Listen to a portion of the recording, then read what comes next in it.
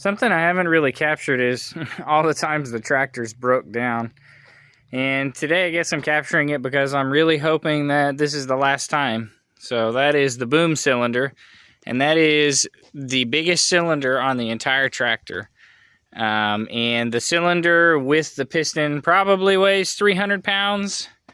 And I was working on it, and you know, you can see, you're sitting in the chair right there, and you can see this cylinder constantly.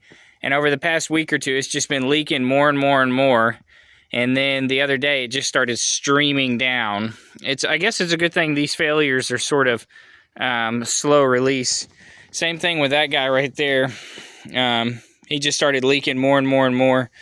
The one on the other side, the other swing cylinder, it actually ruptured and was spraying like 6 inches out of there. So I replaced that one.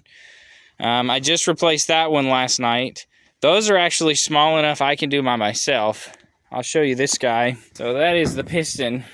And that thing weighs at least 130 pounds.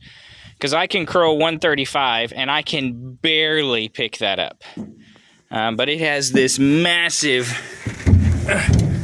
bolt in it that is 2 inches in diameter, and the manual specifies the torque spec on that at somewhere between 2,200 pounds and 2,800 pounds.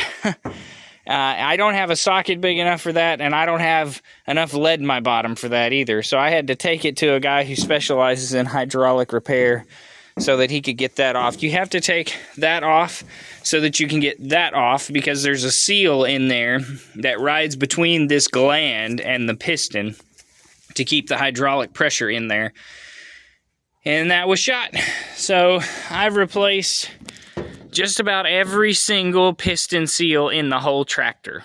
And that is the last one that needed to be replaced. After that, every single one of them is brand new. Some of them, like the outriggers over there, they were replaced right before I bought it. But you can tell they're new because in here, this is white. On the old ones, it was green.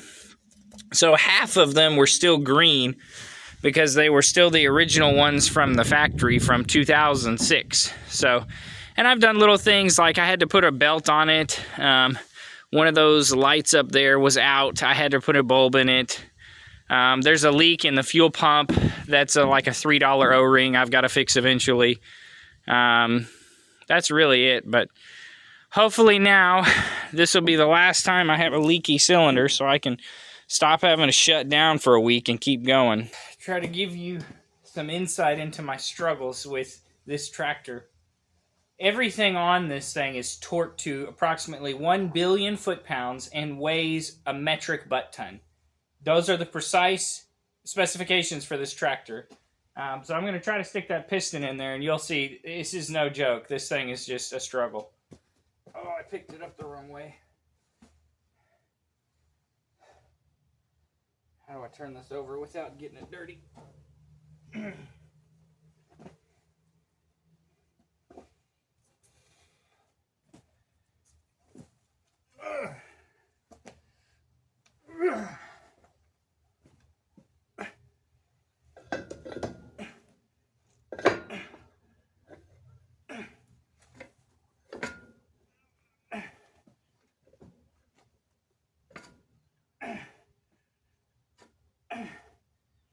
Not good. Nope, that's really not good.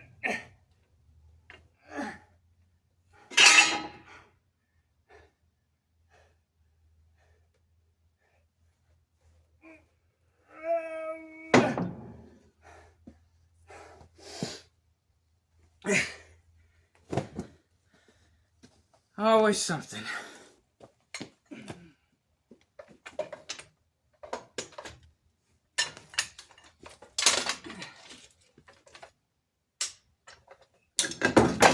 Oh, gee.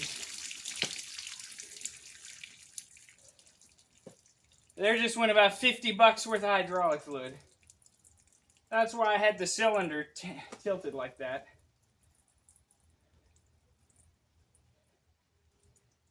Well, you win some, you lose some. Was not expecting my jack stand to fall like that.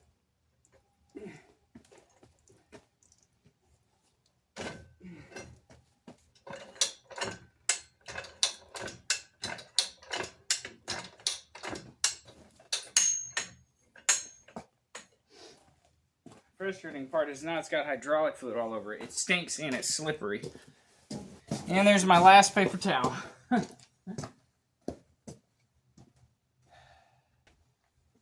I should have done it this way to begin with.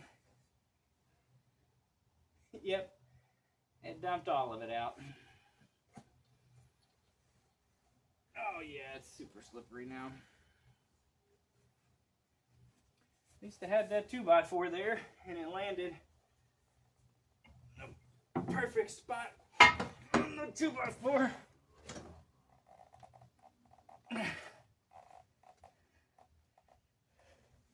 There's the Z cut.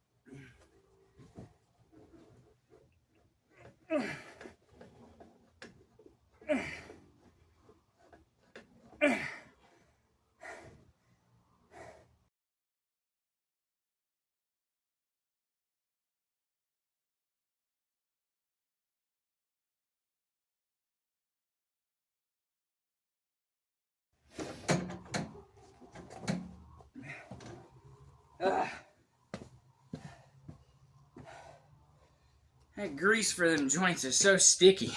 I don't know if I have it close enough to start threading it in or not.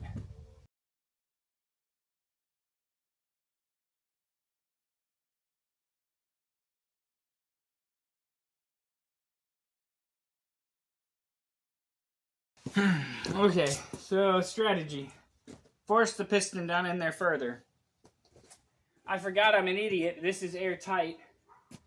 And I needed to crack this valve loose on the bottom to let the air bleed out because the piston's in the middle. It's airtight up here, it's airtight down here, so it was pulling a vacuum over here and putting pressure over there, so as soon as I cracked those open, air bled out. Now I can actually spin the darn thing. On these cylinders, I don't really mind doing it. It's not that much work, it's not that expensive. But I tell you, the one thing that's the most annoying out of all of it is this part. Screwing in this dumb gland nut. The tool that you have to use is not that good of a tool. At least I didn't spend the money to get a super good one. And you got to sit here and spin it for an hour. This one's not that bad because I can actually go all the way around it. All the other ones have been in a really bad spot where I couldn't just go all the way around it. I had to move it a half a turn at a time.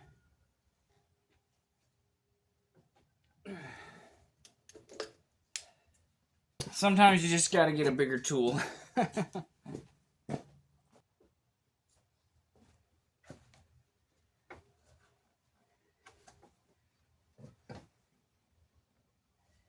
Hard part's done. A little tiny screw is what locks the gland nut to the cylinder.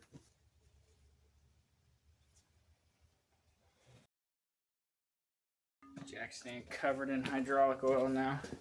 See if I can get this jack to cooperate.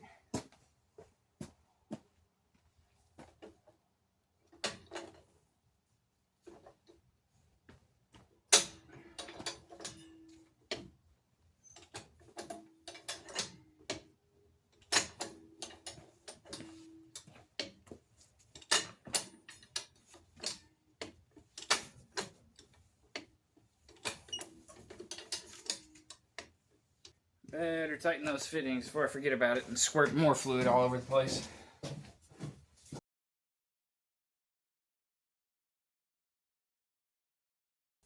Alright. Now for this gigantic pin. 2.5 inch diameter, because I've got 2-inch pins and they're not that big, so it's maybe 2 1/4, 2.5 inch.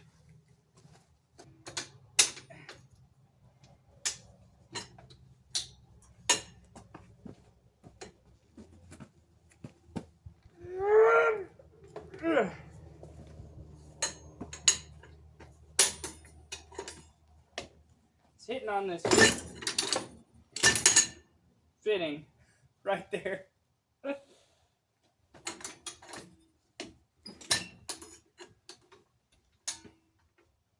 at that, I even have a little bit of adjustment so I can finagle it in there.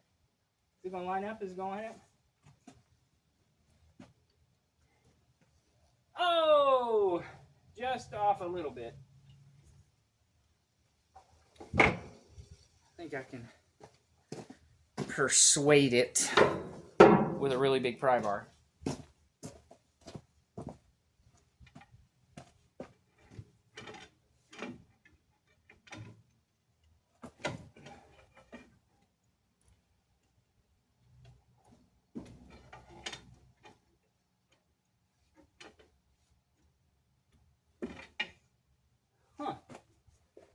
Out of all these cylinders I've replaced, I've never been able to get one spot on like that. Thank you, Lord.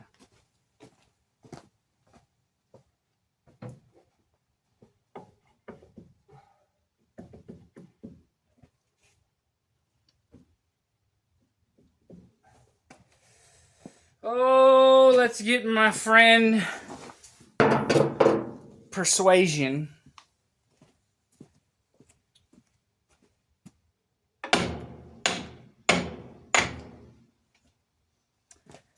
I guess didn't even take that much persuading.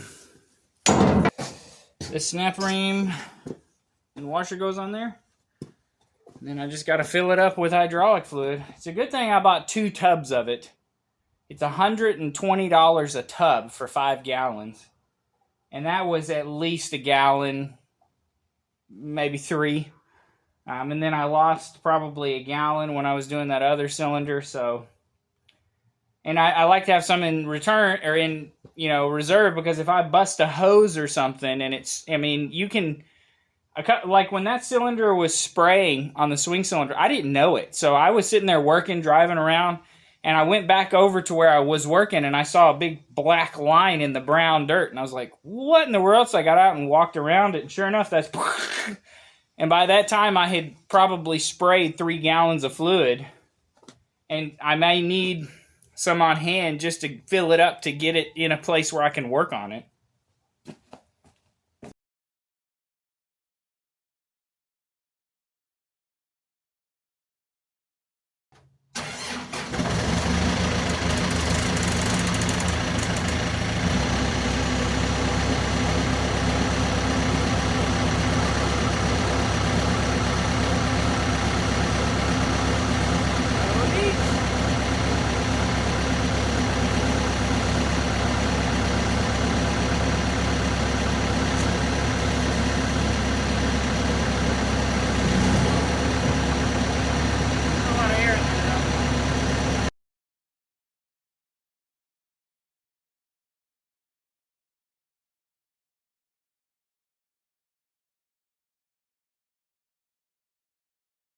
Oh yeah, it used up at least 5 gallons. There's a little sight glass on the hydraulic thing, and it's below the sight glass when it was all the way up at the top. So I gotta spin it around to get it in a location on the hill where I can actually get fluid into it.